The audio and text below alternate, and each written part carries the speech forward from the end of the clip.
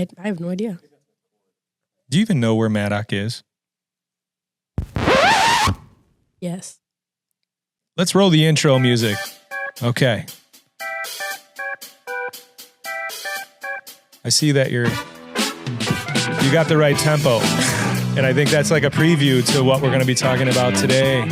All right, welcome everybody to another episode of our CommsClubCast. I think Mr. Carroll, who inspired this or helps out with this and works with the Communications Club, I believe he wants it to be called Ramped Up or something like that. I don't know. I don't hate that, but I don't know. Somehow CommsClubCast keeps sticking in my head. Anyway, I'm here today with my new friend who I met 5 minutes ago. This is Savannah Aguilar, and Savannah is part of the Revis Marching Band, among other things, here at Revis High School. And you're a senior, is that right, Savannah? Yes. Well, welcome. Nice to see you. Thank you for being here. Are we going to have a good time? Yes. Is this exciting? Is this exciting? Yeah, it is. All right. I think it is exciting. Sometimes I see people in the hallway and they're like, I don't know you, but I want to be on that podcast. People are watching. That's good. It's good to know that people are watching. All right. So today we're going to talk about Revis Marching Band. Let's start with how many years have you been involved in band in general, maybe not just marching band? So they give you the option to start band in 4th grade, which I did.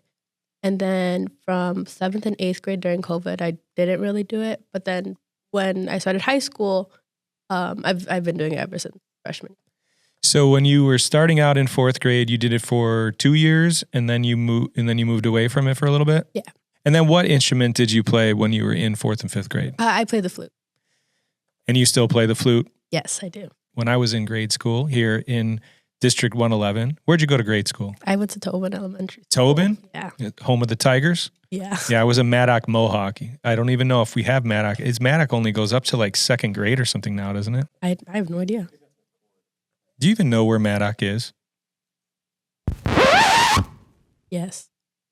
So I went to Maddock, and in 5th grade, 8th grade band comes into town and they play music for all of the little kids, like the 5th graders. We all sat in the gym at Maddock School and we listened to the 8th graders play music. And they played things like the theme song from the movie Superman from the 80s. They played things like the theme song from Star Wars. They played the theme song from Rocky. I think they kind of had like a strategy. Like they're like, we're going to hit these kids, these 5th grade kids with like this music that's going to like get them kind of pumped up, right? Yeah. At the time, I'm like, they're playing all the music from my favorite movies, right? So then they go, okay, you guys watch this performance, and we're all like, I'm like, I got to get in here. I got to be in the band. Like, this is crazy. They're actually playing the song from the movies. So the director brings you into a room, and he has all the instruments out, and they ask you which one you're most interested in trying. Did they do this for you? Yeah, they did. Okay. So I wandered around the room in 5th grade or 4th grade or whatever it was to be in band my 5th grade. And I was like, where are the drums? And the guy was like, oh, unfortunately, I forgot the drums today. But he was lying. Like I realized years later that he was lying. He didn't bring the drums because every 4th grade boy would stand in line and want to play the drums for like, that was like the rock star, the drummer. I was like, I'm going to be the drummer. So he forgot the drums and he had me try all these different instruments. And eventually I tried, and then he kept a little scorecard, like what you would be good at. And he said, you would be really good at playing the trumpet. And I was like, all right. And then I went home, and my mom was really excited because my great grandfather played the trumpet at a bar that was owned by Al Capone in Chicago. He was like the house band, and he was a trumpet player. So my mom tells my grandma, and my grandma was like, that's her father. She's like, this is crazy. You were destined to be a trumpet player.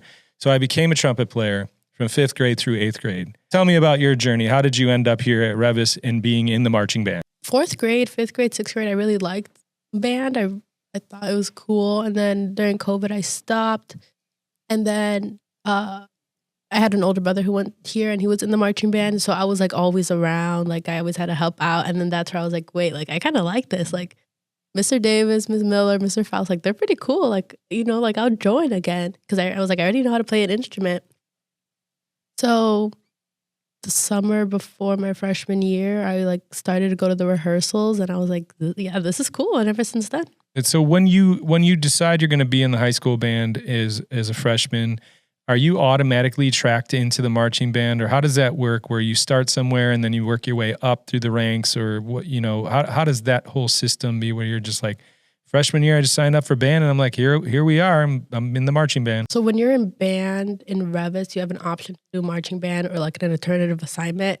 And then if you choose marching band, you kind of just join, and they really want, that's the preferred option. Like Mr. Davis, like he really pushes for you to do marching band because it's better when we have more people, and like it's sure. And that's kind of like the whole point. Like band, marching band and band is what we call a co-curricular class. So you're supposed to be in the class during the school day doing your thing, but then there are performances and there are things in football games and basketball games and so on that it's pretty much, assume that you're going to also be doing that. Like you're part of this organization that practices during the day and then you do your performances at night, right?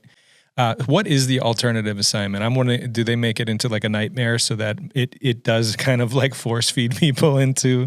Yeah, that's exactly what they do. It's basically just like you work on like solos to practice and record and submit to Mr. Davis so then you could get a grade. But it's a lot of work. And marching band is too, but like in the long run, it's like you just make so many friends and like it's fun. So it's yeah. And that you create kind of like a community. How many people would you say this year about you have in the marching band? Like around like 105, 115. You play the flute in the band, but you don't actually play the flute in the band. You are the drum major. Can you tell me what that means? So my freshman, sophomore, junior year, I played the flute. And then at the end of my junior year, I auditioned to become a drum major. So usually there's 3 of us and we all like get a song to conduct. And we basically we practice, we get very familiar with the songs that we're performing. So that way we can keep the tempo, and like the whole band is supposed to be looking at us so that everybody can stay together. So the conductor is, you're doing your arms. And if I remember correctly, it's the tempo and it's 1, 2, 3, 4, 2, 2. Yeah. Depending on the song that you're playing.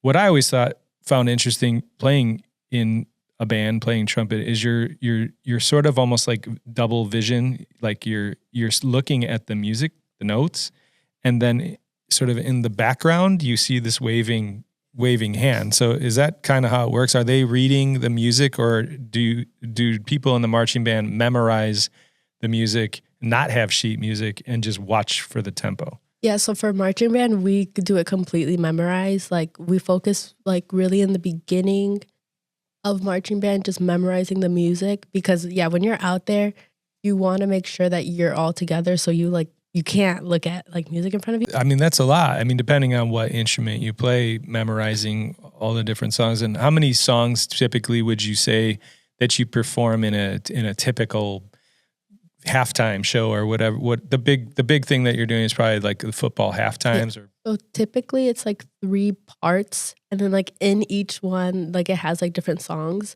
But like at the end of our whole marching band show usually goes from like 10 to 11. 10 to 11 minutes in total. And then you said you do you do full songs, or you do parts of songs and they kind of mix them together? Yeah, so like Mr. Davis, he'll like construct and like put a lot of the music together. So like, for example, we did David Bowie this year, and like he'll take a lot of David Bowie's songs and like merge them all together, have different parts, just so like we can show a lot of like the discography through our show. That was a pretty fancy word. Say that one more time. Discography?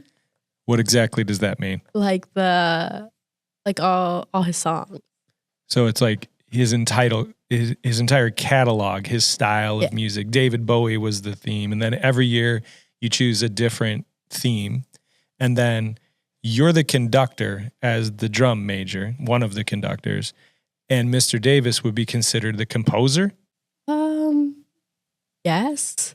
A lot of the time he also gets like music from other places. Like I know our freshman year we did like a very similar show to like I think the University of Miami. But then like last year there was like students who like composed the music and put it all together. It just depends. Like each part is different. Sometimes like part 1 and 2, Mr. Davis will like put together and arrange, and then part 3 he'll get from like some like other band. So there's like a collection of things that you can choose. So if you have a band director that isn't quite a composer and not able to do that sort of thing, you can get prepackaged sorts of music adventures, and you can play those however you want. Well, that's kind of interesting. All right. So what events and competitions do you participate during the year? So at our first like show that we have is at the end of band camp, and band camp is typically the week right before school starts. So we work all week. We like put together our first part of the show, and then we perform it for like our friends and family. So it's like a showcase. And then we do the homecoming parade, all the football games, like halftime shows at our home.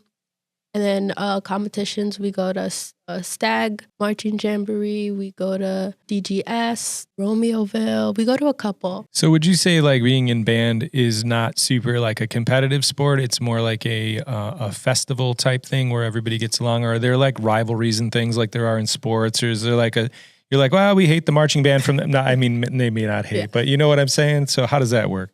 Marching band is actually very competitive. Mr. Davis like really is like finds it important for us to kind of just like go out and like perform rather than like really like being in that competition against other people, because we do like marching band very different. Other schools do like, they're very competitive. You have to audition to be in the marching band. You have to pay.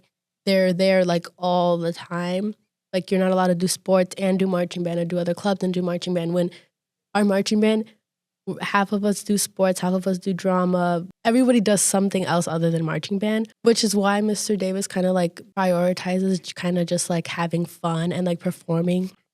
And it's like different than most marching bands. So what would you say is your favorite part of being in the marching band? Definitely just like the community. I honestly, like 90% of my friends are from band, and in marching band, you're just around each other all the time.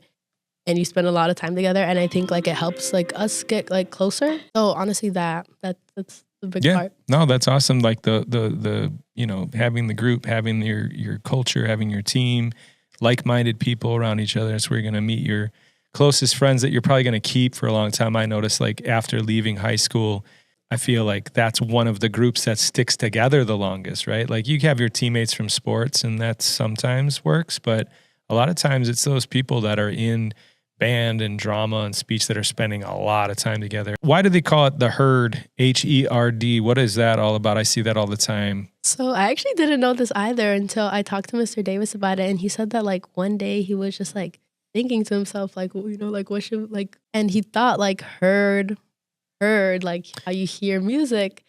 So he just started saying, have you heard the herd?